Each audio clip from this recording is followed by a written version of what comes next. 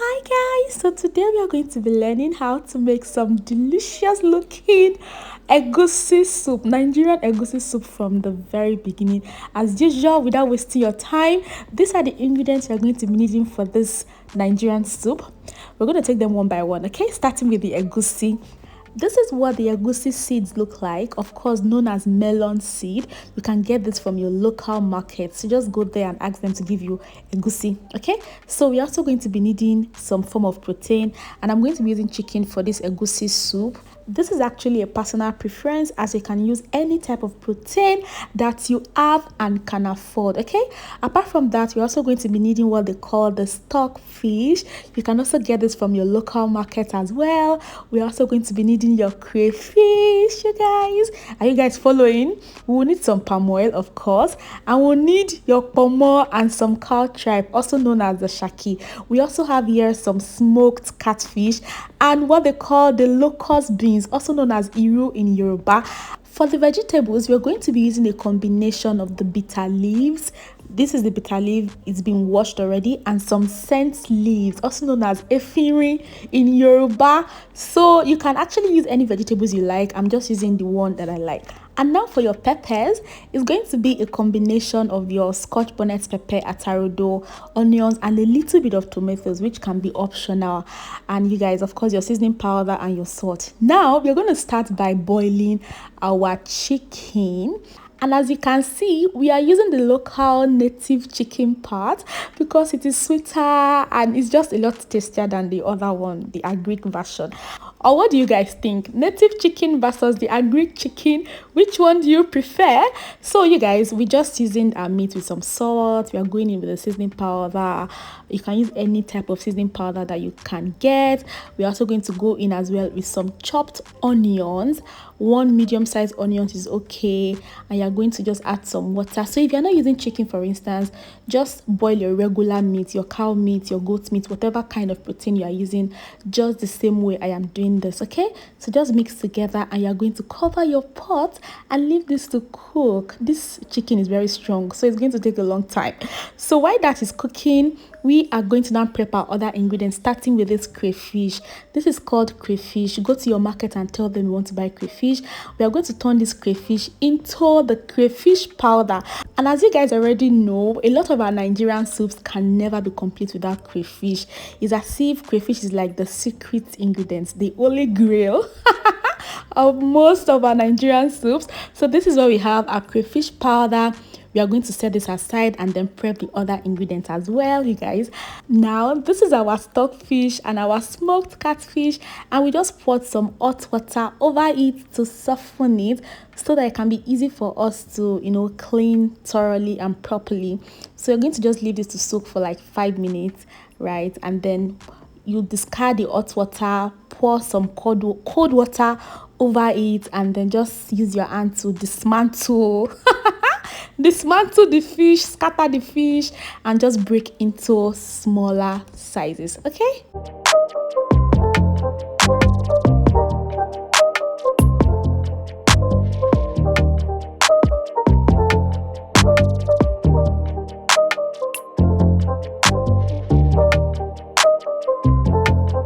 so guys, I'd like to add that you can get any of these ingredients from your local store or from the African store, depending on where you stay. The stockfish, for instance, can be the stockfish head, can be the stockfish body, any part of the stockfish that you can get. So just make sure you thoroughly wash and clean your smoked fish, and this is what you should have. Set it aside. Now to our egusi seed, you guys. This is about 1.5 cups. We're going to just grind this egusi in a blender. Usually I like to grind my egusi in the market, so when you want to buy egusi, tell them to help you grind it.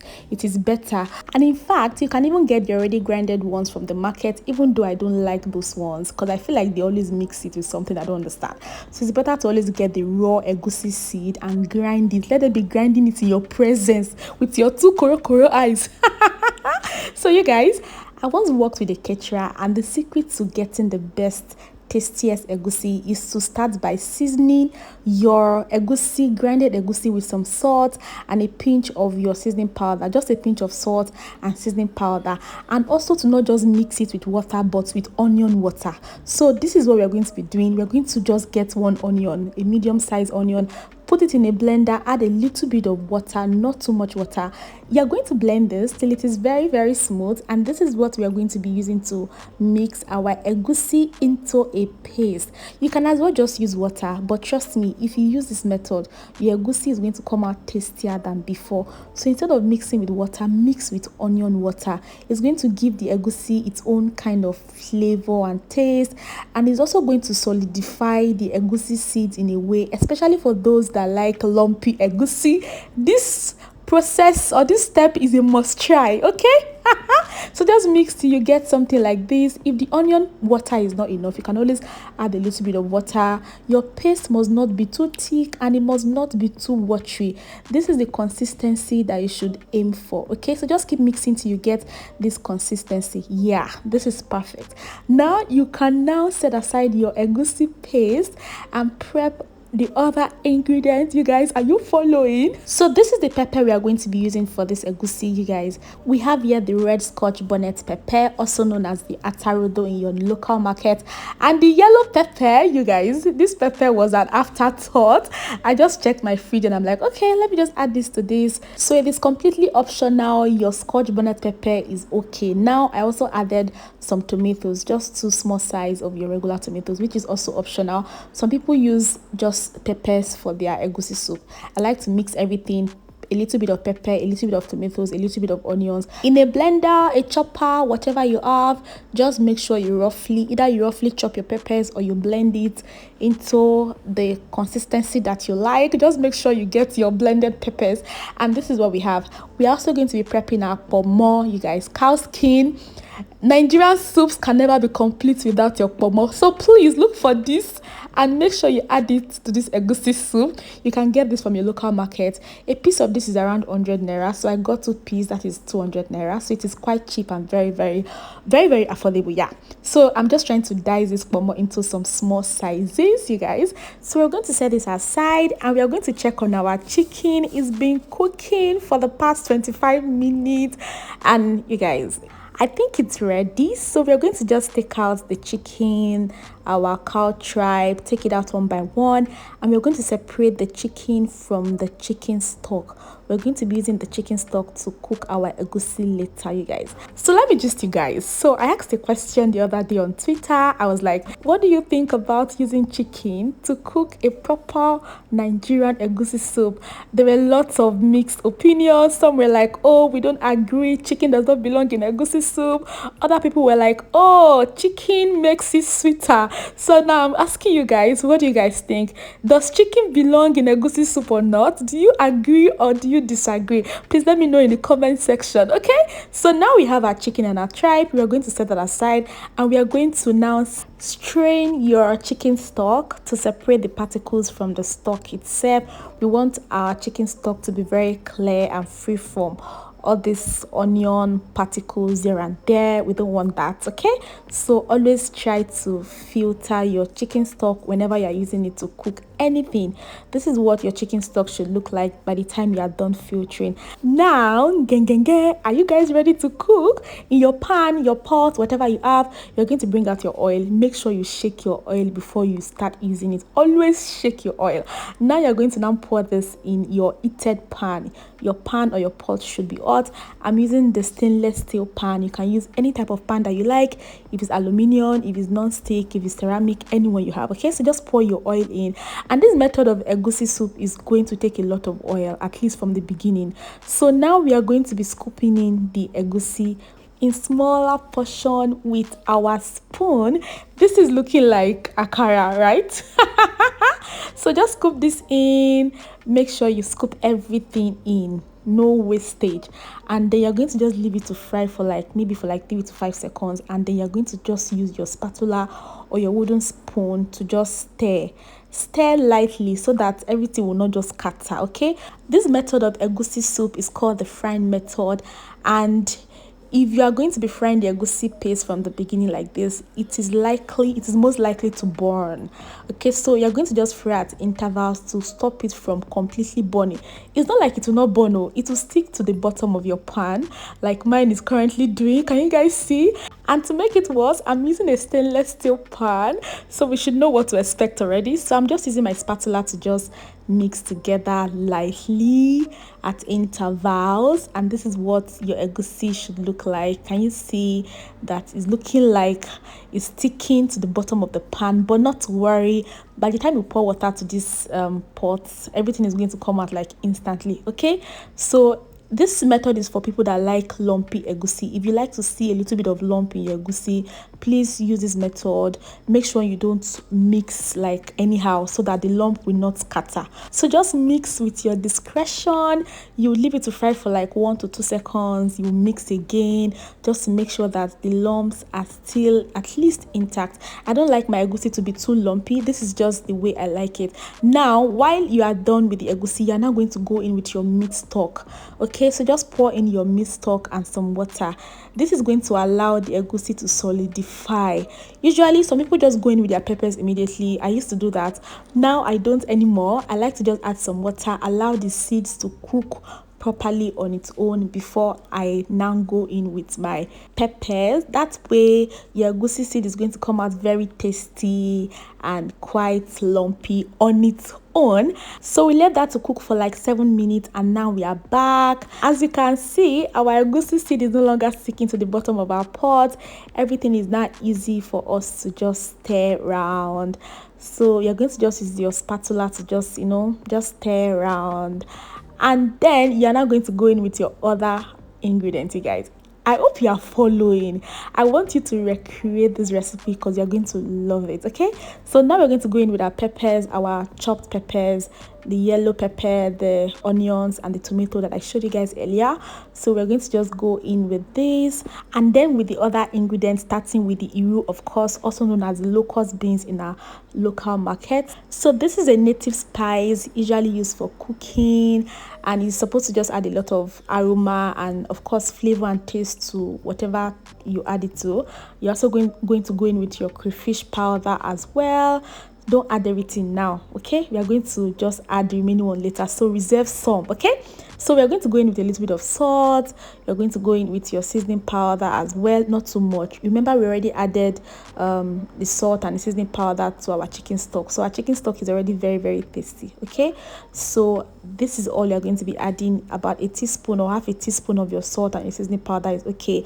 And to make sure that you are not over adding anything, when you are adding your seasoning and your salt, make sure you taste before you add anything to it. So the best way to measure accurately is just to taste your meal while you are cooking, because our taste buds are different. So just add everything in moderation and according to your preference. Now we're going to add some water, and we are going to just leave this to cook for a while. But before that, we're going to add our other ingredients, starting with the onions, you guys. Our chopped onions, we were supposed to add this from the beginning, but we didn't because we started with the egusi paste. So you can add your onions later. Okay, we are also going to go in with the pomor, the chopped pomor, our cow skin.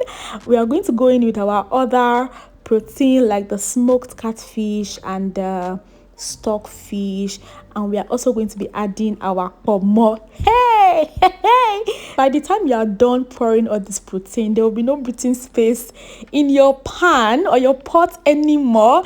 And this is what they call egusi soup with obstacles every single year. I don't know about you guys, but this is how I like my egusi soup. I like that when I'm scooping my egusi soup with my swallow. Some wicked animals are also being carried up as well.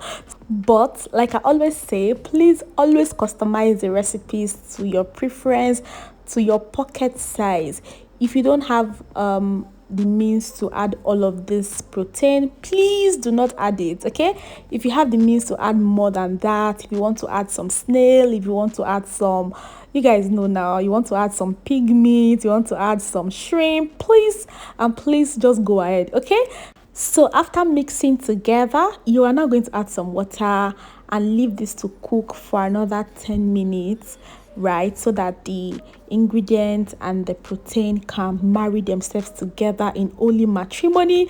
And By that time, we are almost done with our egusi. What is left is just going to be our vegetables, which is usually like the last thing that you should add to your soup.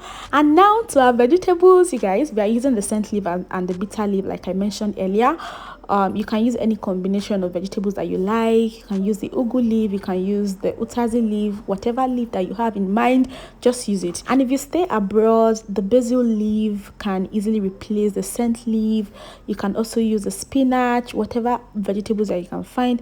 And here we're just trying to rinse our scent leaf.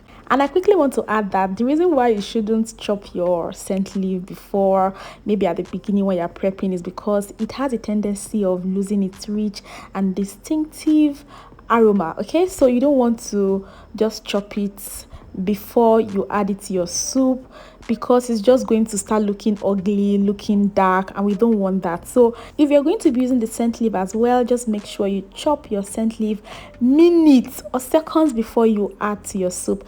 Now this is the bitter leaf that we're going to be mixing this with. This has been thoroughly washed, and you can either do this by yourself or go to your local market and ask them for the washed bitter leaf. They always have it. You see those Igbo women in the market, go and meet them, tell them you want bitter leaf where they don't wash, they will give you. Okay, now we are going to just sprinkle this in with our scent leaf as well. And you know you don't want to use too much bitter leaf. Remember, it is called bitter leaf for a reason. Just an handful is okay. So you can also use the ugu leaf. Somebody should please remind us, what is ugu leaf called in English? Please tell us in the comment section. Okay, so I also added in some chopped pepper for that color effect.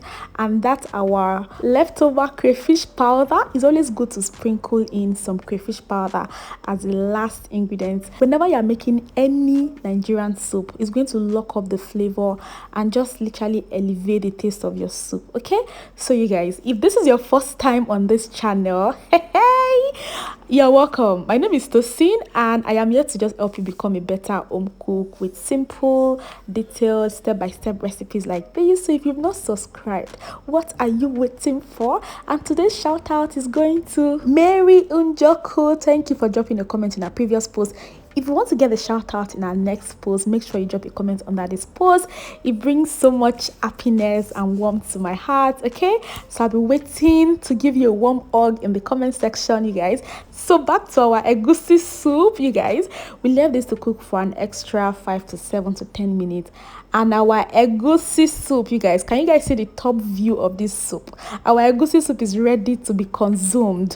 What swallow are you guys bringing? Me, I am suggesting pounded yam. Who is going to be bringing fufu? Or what's the best swallow to pair with this egusi soup? Well, you guys can mention any other swallow, but you see that semo, I don't like it at all. It's just a pounded yam. Wannabe. Me, I know some of you don't agree, but that's a topic for another day. By the way, our egusi soup is ready. Just look at that chicken leg. Is it entering your eyes? You guys, don't forget the question I asked earlier. Does chicken belong in egusi soup or not? I'd like to see your opinion on this. So what recipe would you like us to make next? I love you guys. Bye guys.